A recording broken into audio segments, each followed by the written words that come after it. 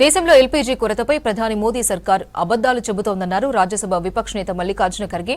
వాస్తవ పరిస్థితులు కేంద్రం చెబుతున్న దానికి పూర్తి విరుద్ధంగా ఉన్నాయన్నారు. పశ్చిమాసియా యుద్దం, హర్ముజ్ జలసంధి మూసివేతతో ఏర్పడిన ఇంధన సంక్షోభాన్ని ఎదుర్కోవడంలో ప్రభుత్వం విఫలమైందని ఫైర్ అయ్యారు. సిలిండర్ల పానిక్ బుకింగ్పై కేంద్రాన్ని నిలదీశారు. ఎల్పీజీ సమస్యతో మధ్యతరగతి ప్రజలు తీవ్రంగా ఇబ్బంది పడుతున్నారని తెలిపారు. రెస్టారెంట్లు, హాస్టళ్లు మూతపడుతున్నాయని చెప్పారు ఖర్గే. वेस्ट एशिया में जारी कॉन्फ्लिक्ट के कारण देश में एलपीजी संकट की और आपका ध्यान, सरकार का ध्यान खींचना चाहता हूं।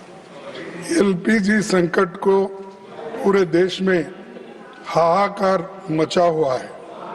इसका असर गरीब और कमजोर तबकों के मिडिल क्लास, आम घरों, रेस्टोरेंट, हॉस्टल्स और कमर्शियल यूजर्स पर बहुत बुरा असर पड़ रहा है।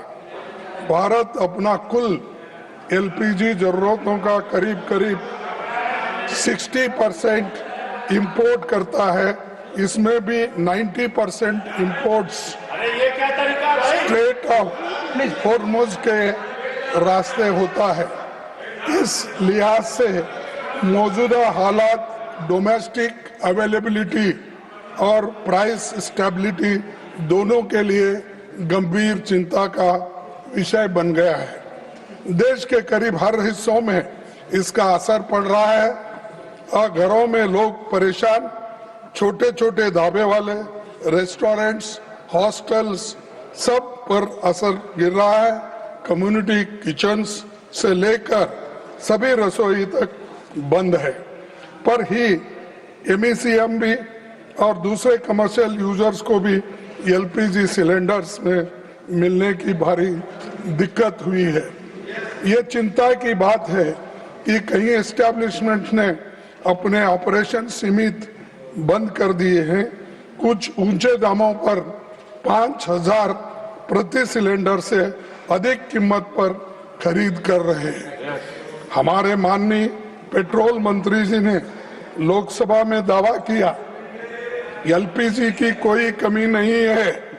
रूमर से सावधान रहिए कि लेकिन जमीनी हकीकत सरकारी दावों को गलत साबित करती है।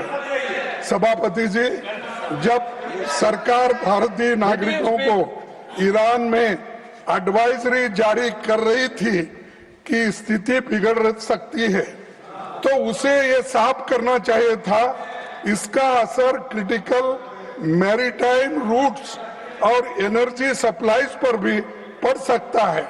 उस लिहाज से हमें तैयारी करनी थी कि सरकार को ये बात अच्छी तरह मालूम थी और स्ट्रेट ऑफ हॉर्मुज के रास्ते पर संकट आने वाला है।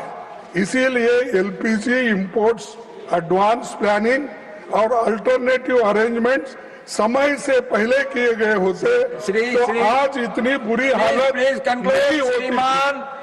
इंडस्ट्रियल कंज्यूमर्स को अब पिछले 6 सिलेंडर बुक करने के बाद वेटिंग पीरियड शहरों में 21 से बढ़ाकर 25 दिन और गांवों को रिमोट इलाकों में 25 से लेकर 45 दिन तक करा दिया गया है। इससे जमाखोरी और पैनिक बुकिंग बढ़ रही है। महोदय, इससे कुछ महत्वपूर्ण सवाल उठते हैं। अगर सरकार को ये पता था कि एलपीजी इंपोर्ट्स संकट में पड़ेगा तो अल्टरनेटिव अरेंजमेंट क्यों नहीं किए गए? देश में कोऑर्डिनेटेड रेस्पॉन्स और पब्लिक एंग्जाइटी का काम करने को अपोजिशन को भरोसे में क्यों नहीं लिया गया? और काला बाजारी, जमाखोरी को रोकने के लिए सरकार कोई कड़ा कदम क्यों नहीं उठाया रहे?